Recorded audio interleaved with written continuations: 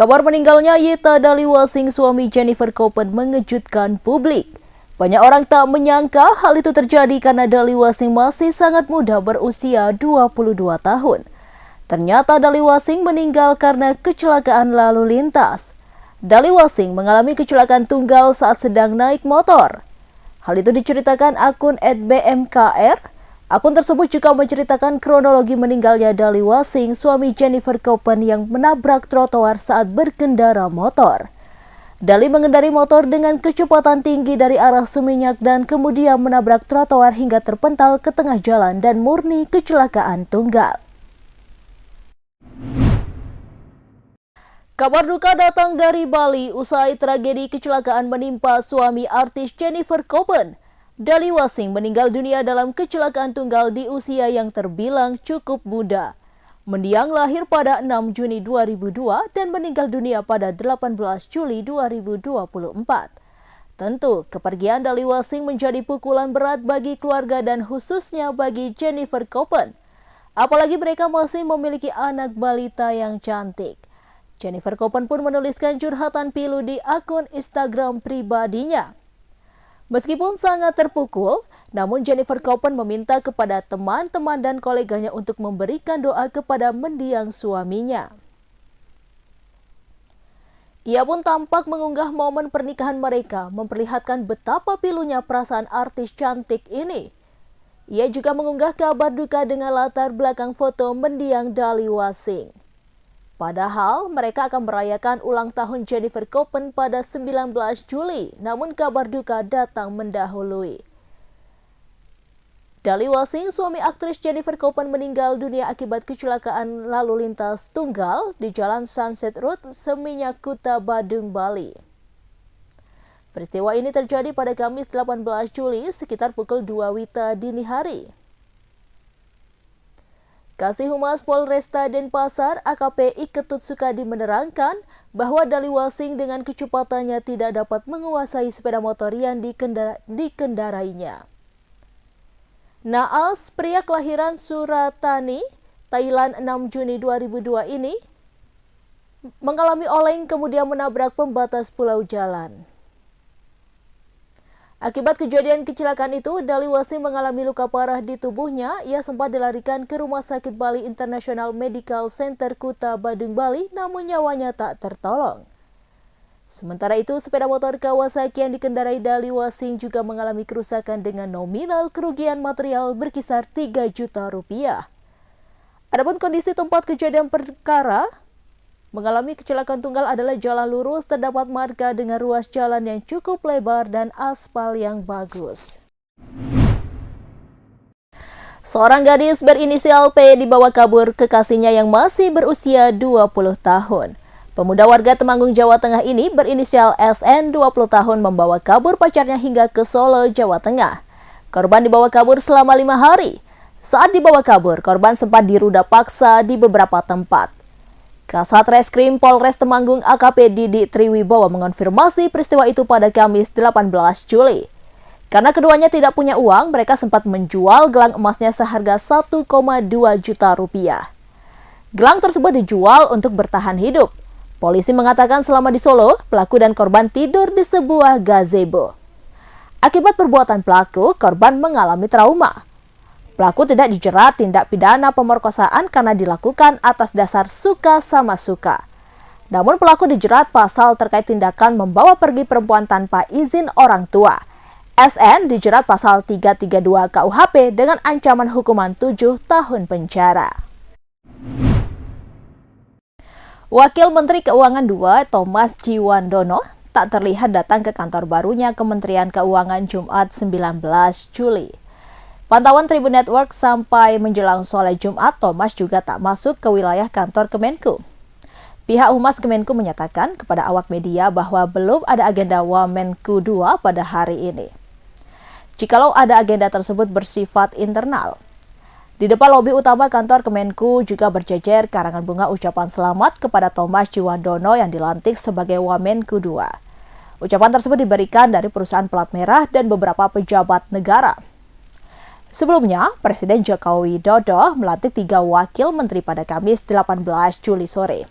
Salah satunya yakni Bendahara Partai Gerindra Thomas Ciwandono sebagai Wakil Menteri Keuangan II.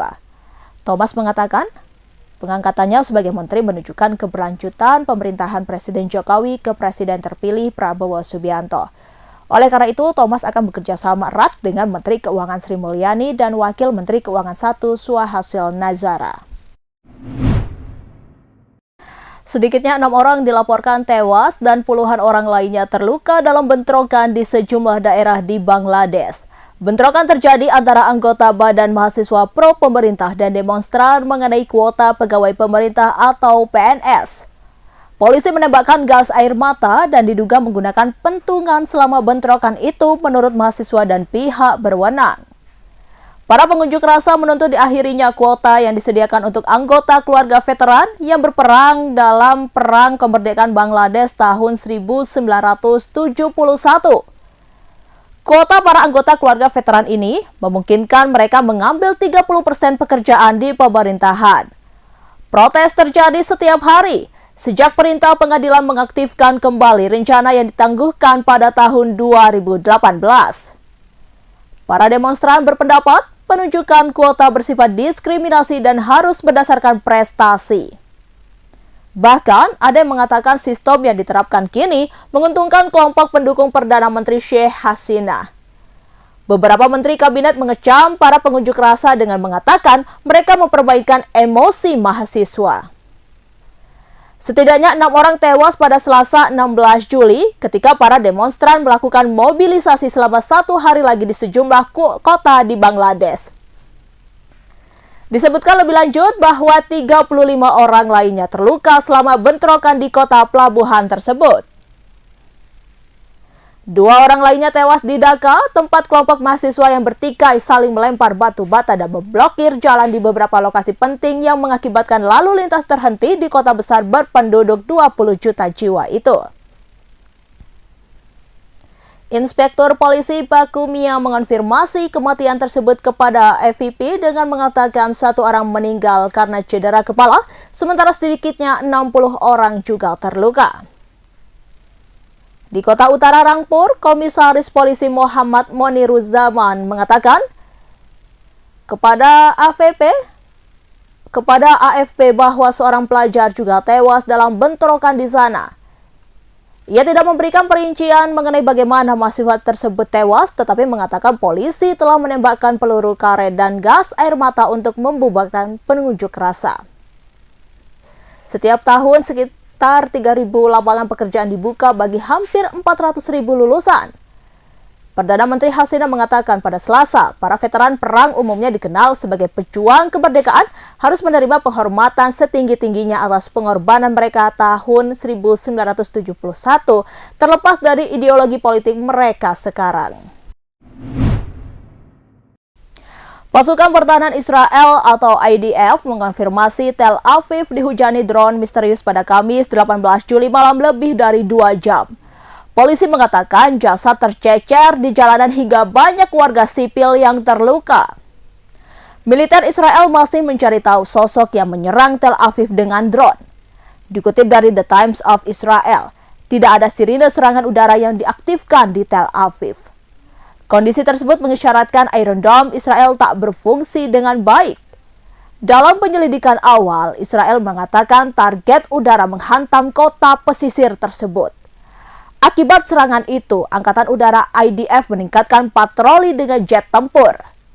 Kondisi itu dilakukan untuk mempertahankan langit Tel Aviv. Polisi setempat terus menemukan jasad yang tergeletak di jalan, terutama di sekitar drone tersebut. Korban luka pun terus berguguran hingga dievakuasi oleh layanan ambulans. Sementara kekacauan di Tel Aviv terus beredar di media sosial, memperlihatkan ibu kota Israel itu dalam keadaan hancur. Bahkan warga lari ketakutan menyelamatkan diri lantaran terjadi ledakan di mana-mana. Di satu sisi, juru bicara Houthi Jenderal Yahya Saree mengklaim akan membuat pengumuman dalam beberapa jam ke depan. Adapun pengumuman itu terkait operasi militer tanpa menjelaskan lebih detail. Namun, belum diketahui apakah serangan drone di Tel Aviv dilakukan oleh Houthi. Donald Trump berjanji akan selalu melindungi Arab Saudi jika dirinya kembali terpilih sebagai Presiden Amerika Serikat. Menurutnya, pemerintahan Joe Biden justru mendorong ke Arab Saudi menjauh dari Barat dan mendekati China.